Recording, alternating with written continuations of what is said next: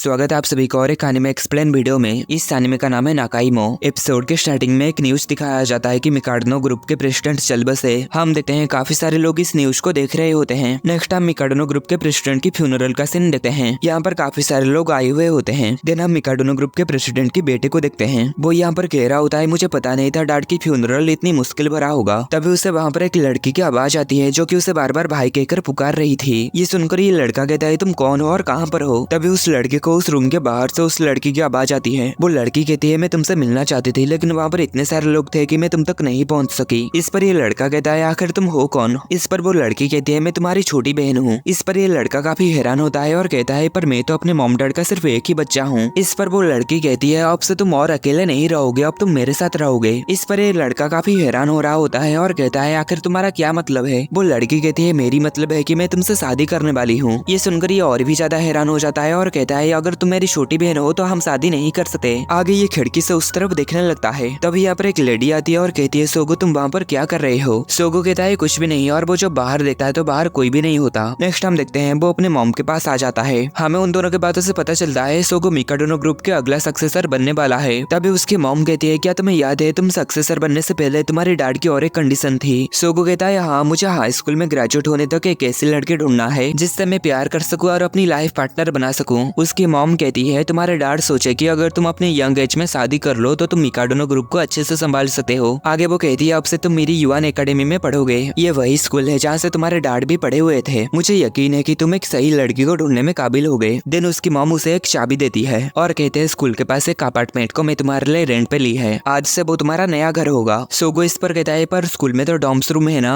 उसकी मॉम कहती है, आखिर तुम्हें ये क्या कह रहे हो? अगर तुम अपनी लाइफ पार्टनर के लिए किसी लड़की की तलाश कर रहे हो तो तुम्हें उसके लिए उसके साथ एक खास रिश्ता बनाना पड़ेगा जिसके लिए तुम्हें अपनी पर्सनल रूम की जरूरत होगी। और अगर तुम डॉर्म्स रूम में रहोगे तो तुम ऐसा नहीं कर सकते हो। ये सब सुनकर सोगो काफी शर्मा जाता है। आगे उसके मॉम की असिस्टेंट कहती है, तुम्हारी सारी चीजें वहाँ पर भेजी जा रही है, क्या हमें तुम्हें वहाँ से एकेडमी तक ले जाने के लिए कार भेजनी चाहिए? सोगो इस पर कहता है, नहीं, ये मेरा न्यू लाइफ का पहला कदम है, इसलिए मैं वहाँ पर अकेला ही जाऊंगा। लेकिन हम बाद में देखते हैं वो यहाँ पर काफी परेशानी में होता है क्योंकि वो यहाँ पर भटक चुका होता है। आगे चलते हुए वो एक बेकरी शॉप को देखता है। ये देखकर उसे याद आ जाता है, उसके पापा ने कहे थे मैं तुम्हारे बर्थडे में एक बढ़िया केक खरीदूंगा। आगे सोगो सोचता है, आज मेरा बर्थडे है, शायद मॉम बहुत ज्यादा बिजी होने की वजह से ये भूल गई होगी। तभी उस दुकान से एक लड़की बाहर आती है और जैसे ही वो रास्ता पार करने वाली होती है तभी एक ट्रक बड़े ही तेजी से उसकी ओर आ रही होती है। ये देखकर सोगो उस लड़की को जल्दी से पीछे हटने के लिए कहता है। वो लड़की उस ट्रक को देखकर जल्दी से पीछे हट के नीचे गिर जाती है। आगे सोगो उसके पास जाता है और कहता है, क्या तुम ठीक हो? जिस पर वो लड़की कहती है, हाँ। और वो लड़की सोगो को देखकर काफी ज्यादा शर्माने लगती है। सोगो कहता है, क्या तुम्हें कोई चोट तो नहीं आई? वो लड़की कहती है, नहीं, मैं ठीक हूँ। आगे सोगो उसका फोन उठा के उसे दे देता है। इस पर वो लड़की उसे थैंक यू कहती है। आगे सोगो उसकी यूनिफॉर्म को देखकर कहता है, क्या तुम मेरी युवान एकेडमी के स्टूडेंट हो? इस पर वो लड़की कहती है, हाँ। सोगो कहता है, आज ही मेरा इस एकेडमी में ट्रांसफर हुआ है पर मैं रास्ता भटक चुका हूँ, क्या तुम मुझे एकेडमी तक जाने का रास्ता दिखा दोगे? और मेरा नाम है मिकाडोनो सोगो। इस पर वो लड़की कहते हैं, मुझे लगा ही था। सोगो कहता है, क्या कहा? इस पर वो लड़की कहते हैं, मैंने सुनी थी कि आज एक सेकेंड ईयर का स्टूडेंट हमारे स्कूल में ट्रांसफर होने वाला है। और वो आगे कहती है, मेरी नाम है सुरुमा कोनोई। ये नाम को सुनकर सोगो के सिर में थोड़ा सा दर्द होने लगता है। तभी कोनोई सोगो के माथे में एक चोट का निशान नोटिस करती है। आगे वो दोनों एक साथ चलते हुए सोगो उससे कहता है, क्या तुम स्कूल से इतनी दूर ये क्रीम पफ लेने के लिए आए थे? कोनोई इस पर कहती है, मुझे ये काफी पसंद है, मैं हर रोज इसे खरीदती हूँ और उस पार्क में बैठकर खाती हूँ। नेक्स्ट हम देखते हैं ये दोनों इस पार्क में आके बैठ चुके होते हैं। कोनोई अपनी आधी क्रीम पफ सोगो को देते हुए कहती है, चलो उसे साथ में खाते हैं, और अगर तुम ये नहीं खाओगे तो मैं तुम्हें स्कूल का रास्ता नहीं दिखाऊंगी। सोगो इस पर ये क्रीम पफ को खा लेता है और उन दोनों को ये काफी ज्यादा पसंद आ रहा होता है। कोनोई आगे सोगो के मुंह में क्रीम लगा हुआ देखकर अपने रुमाल से उसके मुंह को साफ करने लगती है और सोगो की नजर उसके हिलते हुए संतरे के ऊपर ही होता है। आगे कोनोई उसके मुंह को साफ करने के बाद सोगो उसे थैंक यू कहता है। आगे कोनोई काफी शर्मा जाती है और कहती है, मुझे ये नहीं पता कि मुझे ये करने का मन क्यों किया, ये बहुत ही अजीब है, ऐसा लगता है कि जैसे कि हम एक दूसरे को बहुत ही लंबे समय से जानते हैं। नेक्स्ट सोगो अपने स्कूल में आ जाता है और वो अपने सामने इस छोटी लड़की को देखकर कहता है, क्या आप ये हमारे होमरूम टीचर? इस पर वो छोटी लड़की कहती है, हाँ, क्या इसमें कोई अजीब बात है? सोगो कहता है, नहीं, कोई भी अजीब बात नहीं। नेक्स्ट सोगो अपने क्लासरूम में आके सभी से खुद को इंट्रोड्यूस करता है। तभी वो देखता है इस क्लास में कोनोई भी है। आगे हम देखते हैं और एक लड़की सोगो को काफी अजीब तरीके से घूर रही होती है। देन सोगो कोनोई के पास आकर बैठने लगता है। टीचर सोगो से कहते हैं, कोनोई क्लास की रिप्रेजेंटेटिव है। आगे सोगो कोनोई से मिलके कहता है, तुमसे दोबारा मिलके खुशी हुई। तभी ये लड़की सोगो को देखकर अपना मुंह दूसरी ओर घुमा लेती है। कोनोई सोगो से कहती है, वो है कानागी। इस पर सोगो कानागी से कहता है, तुमसे मिलकर खुशी हुई कानागी, पर कानागी उस पर ध्यान नहीं देती। नेक्स्ट हम देखते हैं कोनोई और सोगो यहाँ से जा रहे होते हैं। और सभी लड़कियां सोगो को ही देख रहे होते हैं क्योंकि उसका मिकाडोनो फैमिली काफी पॉपुलर है। आगे यहाँ पर सोगो कहता है क्या कानागी ज्यादा लोगों के साथ घुलती मिलती नहीं है, मैंने उसे ग्रीड किया पर उसने मेरी तरफ देखा भी नहीं। कोनोई कहती है वो इतनी एक्टिव नहीं है और वो ज्यादा लोगों के साथ बात भी नहीं करती। आगे सोगो उसकी कचरा फेंकने में मदद करने की वजह से कोनोई उसे थैंक यू कहती है। सोगो उससे कहता है तुम क्लास कमेटी में होना तो तुम्हें बहुत मेहनत करनी पड़ती होगी और बहुत सारे काम करना पड़ता होगा। कोनोई कहती है तो क्या तुम ये कह रही हो तुम्हें मेरे साथ रहने से बहुत मेहनत करनी पड़ती है और काम करनी पड़ती है और इसलिए तुम मेरे साथ नहीं रहना चाहते?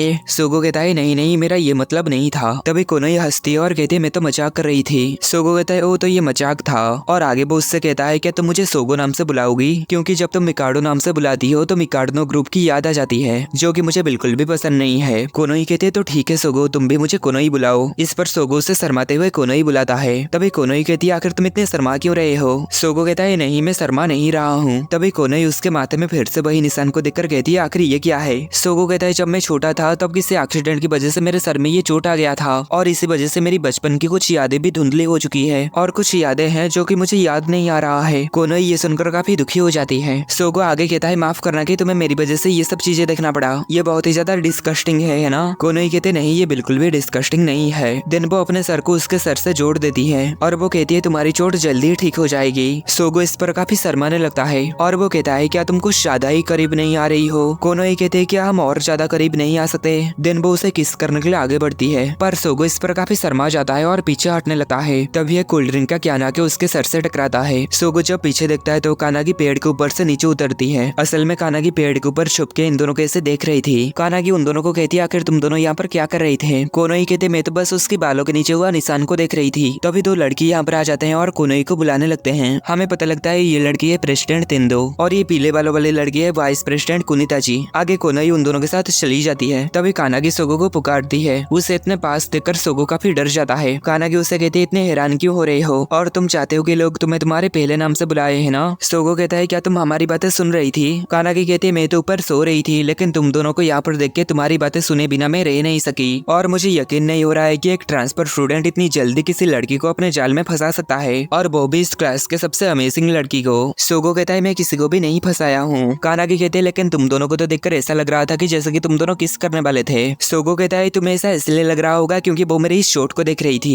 कानागी इसे देखकर कहती है ओ तो ऐसा हुआ था तो तुम प्रूफ करो कि तुम और कोनोई सिर्फ क्लासमेट्स का अलावा और कुछ भी नहीं हो। सोगो कहता है पर आखिर में ये कैसे करूँ? कानागी इस पर कहते हैं मुझे किस करो। अगर तुम अपने क्लासमेट को किस कर सकते हो तो ये अजीब नहीं होगा कि मुझे किस ना कर पाना। सोगो कहता है जैसा कि मैंने बताया पहले जो हुआ वो किस नहीं था। कानागी कहते हैं कोई बात नहीं मुझे बस एक किस दे दो। सोगो कहता है मैं ऐसा नहीं कर सकता पर कानागी उसे बार बार जबरदस्ती करने लगती है और सोगो उसे बार बार मना करता रहता है पर कानागी इसके बावजूद भी नहीं मानती और कहती है मैं तुम्हें सिर्फ जीभ लगा के छोड़ दूंगी। सोगो कहता है मुझे नहीं पता तुम ये सब क्यों कर रही हो पर जो भी हो जाए मैं ऐसा नहीं करूंगा। आखिरकार हम आज ही एक दूसरे से मिले हैं। कानागी कहते हैं ठीक है मैं समझ गई। इतना कहकर वो यहाँ से जाने लगती है। नेक्स्ट हम और एक लड़की को देखते हैं जो कि कह रही होती है वेलकम होम बड़े भाई, मैं हमेशा से ही तुम्हारा इंतजार करती रही हूँ। नेक्स्ट हम देखते हैं सोगो रात में अपने घर में होता है। तभी उसके पास एक पार्सल आता है। वो इसे देखकर कहता है मैंने तो इसे ऑर्डर नहीं किया, आखिर ये कहाँ से आया? आगे जब वो उस बॉक्स को खोलता है तो वो देखता है इसके अंदर एक बर्थडे केक होता है। वो बॉक्स के ऊपर दिखाया गया बेकरी शॉप के नाम को पढ़कर कहता है ये तो वही शॉप है जहाँ से कोनोई आज सुबह क्रीम पफ खरीदी थी। तो क्या ये कोनोई मेरे लिए भेजी है?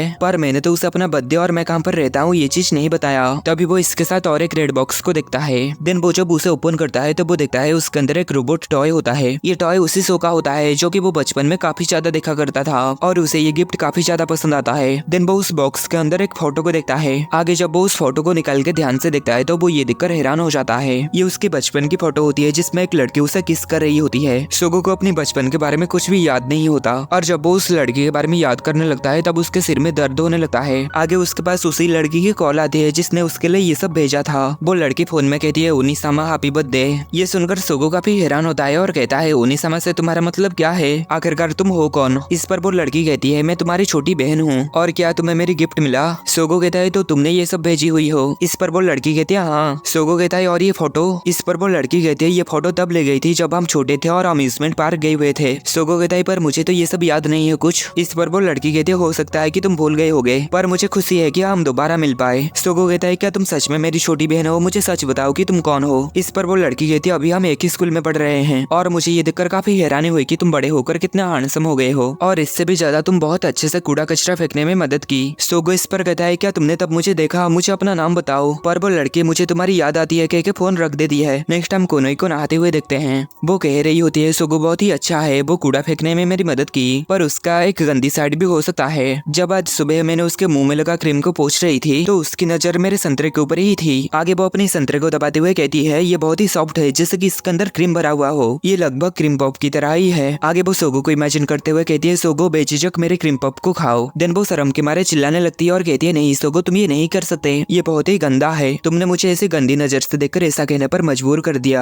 नेक्स्ट सोगो अगले दिन स्कूल में आ जाता है और वो हर वक्त यही सोच रहा होता है कि आखिर मेरी एक छोटी बहन कैसे हो सकती है। नेक्स्ट वो जब कोनोई से यहाँ पर बात कर रहा होता है तभी वो पीछे से किसी को उनके ऊपर नजर रखे हुए देखता है। नेक्स्ट सोगो यहाँ पर क्लास में पढ़ाई कर रहा होता है और मन में सोच रहा होता है मेरी बहन बताई थी कि वो इसी स्कूल में है और उसकी बातों से ऐसा लग रहा था जैसे कि हम दोनों काफी क्लोज हैं। अगर मैं इनमें से किसी को अपना लाइफ पार्टनर बनाने के लिए डिसाइड किया और अगर वो मेरी सच में छोटी बहन हुई तो हमें शादी करनी पड़ेगी। ये सोचकर वो काफी परेशान हो जाता है। नेक्स्ट वो यहाँ से जाते हुए फिर से उसी लड़की को देखता है जो कि उसके ऊपर नजर रखी हुई थी। देन वो उसका पीछा करने लगता है और पीछा करते करते यहाँ पर आ जाता है और वो उससे कहता है आखिरकार तुम कौन हो और तुम मेरे ऊपर नजर क्यों रखी हुई थी। इस पर वो लड़की कहती है क्या तुम अब तक समझ नहीं पाए, मुझे तुम्हारी चिंता हो रही थी ओनी-चान। इस पर सोगो काफी हैरान होता है और कहता है तो क्या तुम ही हो, और इतने में ही एपिसोड खत्म होता है।